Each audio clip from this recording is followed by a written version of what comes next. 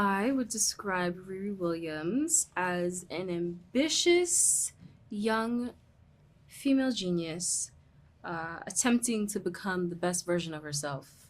And I think in the first couple episodes, we are seeing her unpack everything that's happened to her over the past not only months but years, and really needing to reconcile the truth of how she feels about all of that in order to take some of the larger steps into this Ironheart mantle that she's realizing she might have just created for herself.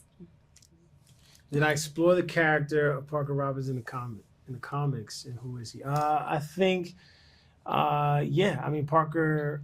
Parker in the comics was from New York.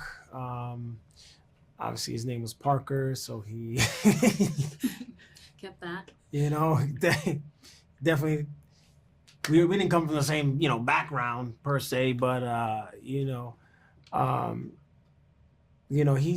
but the same powers, right? That ambition, right? Him being a petty thief, and he in the comics he was doing it for his family, and things like that. And I think that it's yeah, we took those elements, but we added a little more to it. I feel like we had the opportunity to expand on this character, and then with changing the setting from it being in New York to Chicago, we had a whole new set of opportunities.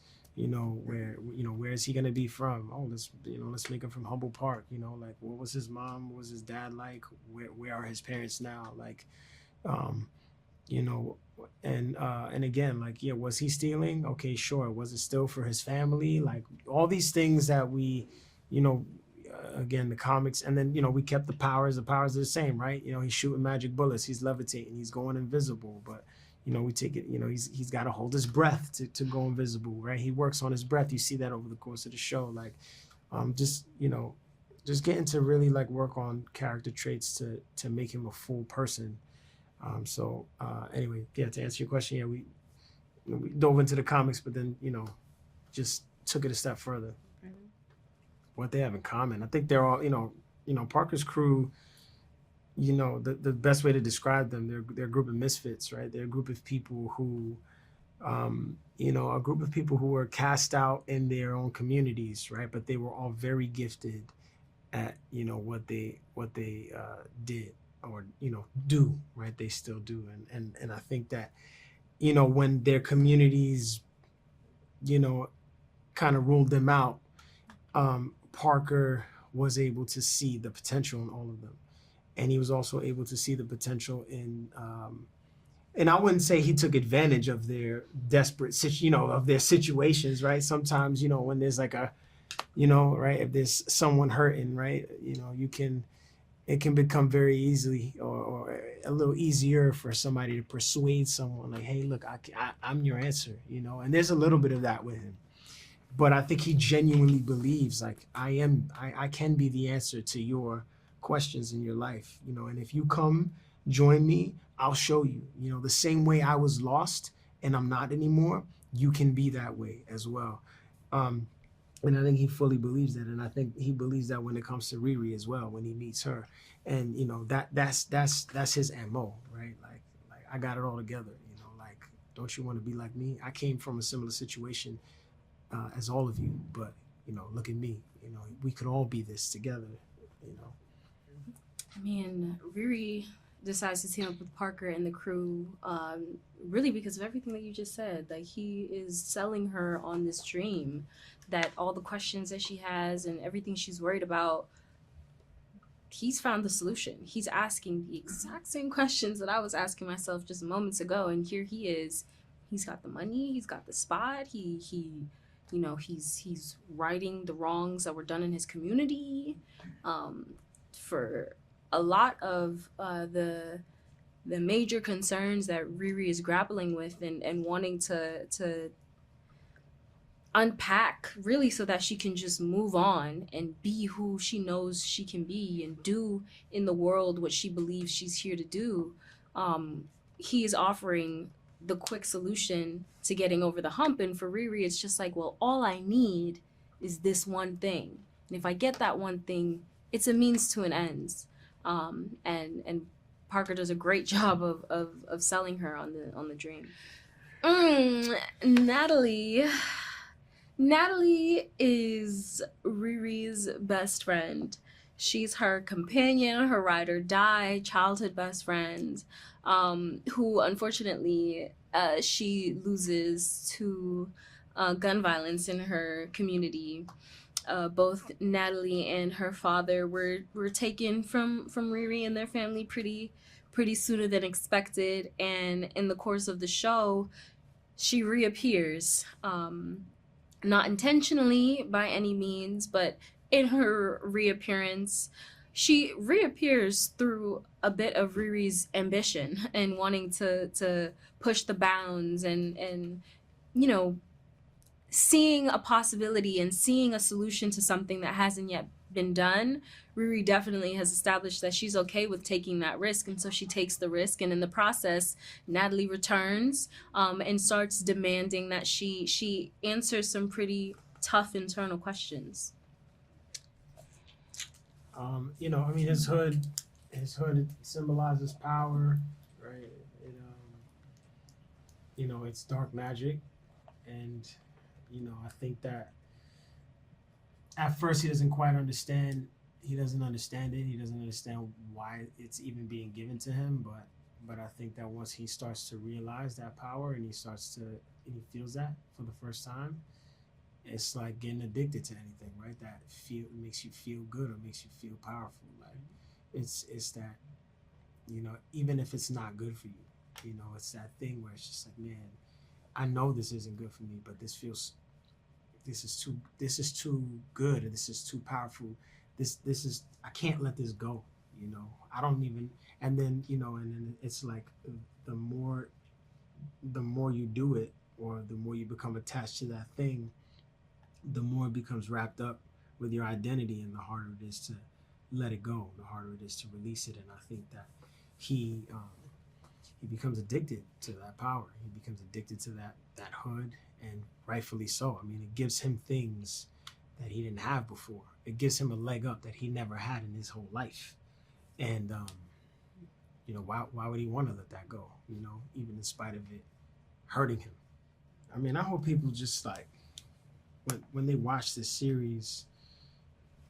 What I'm really excited about, what we've been hearing a lot, is that, you know, people feel like these characters are really human, like, you know, especially when it comes to, you know, Ironheart, and it comes to the way Dom played that character, and you know, her being this, you know, people keep saying the word flawed, and I think that's very true for us as, you know, like, we're humans, we are very, very flawed, and you know, and I think that is one of the best things about her character, right? Like, at the center of this story is a woman that she's flawed, she's searching, she's, you know, like all of us, right? We all flawed and searching for something, and you know, we all experience tragedy and trauma, and we all react to it for better or for worse, right? And we all deal with it or don't deal with it, right? And we see the positive and negative effects of that, and it's really, I think it's really cool to see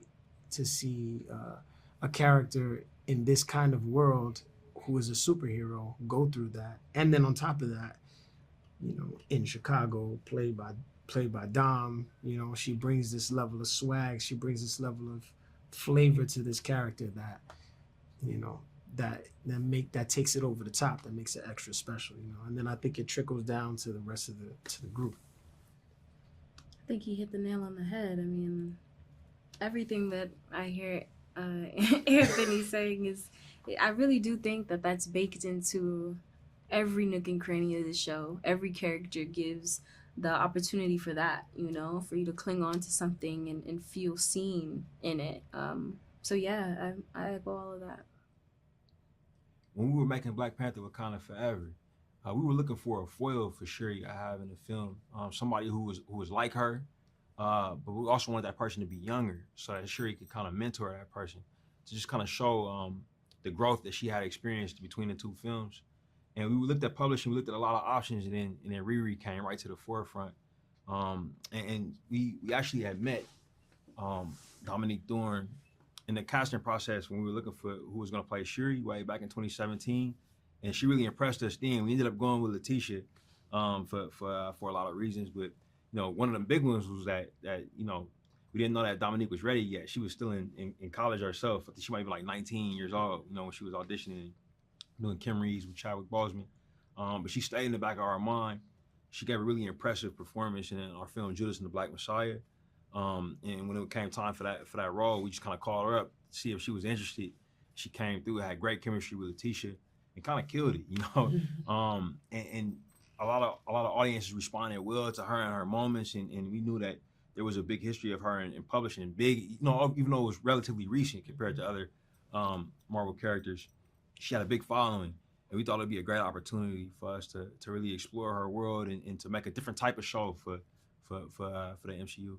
As Ironheart gets underway, we find Riri having finished her quote internship in Wakanda and in dire straits in and around her MIT labs. She's created an explosion in the lab and is facing the consequences when we land on her in the show. Well, we have a tech versus magic theme in the show, and obviously Riri comes from the tech background of everything. So she's very, the way she thinks is very like 1 + 1 = 2, and that's just the way it is. And with magic, 1 + 1 could equal infinity. It could equal apples. we don't know, And so for her, I think it's not just getting away from her being tech only, but it's also getting away from her things being black and white and only having to be one way or the other. That sometimes things can be a little bit in between. So of her, accepting magic in this way and being witness to magic in this way is also a way of her kind of opening up her thought process.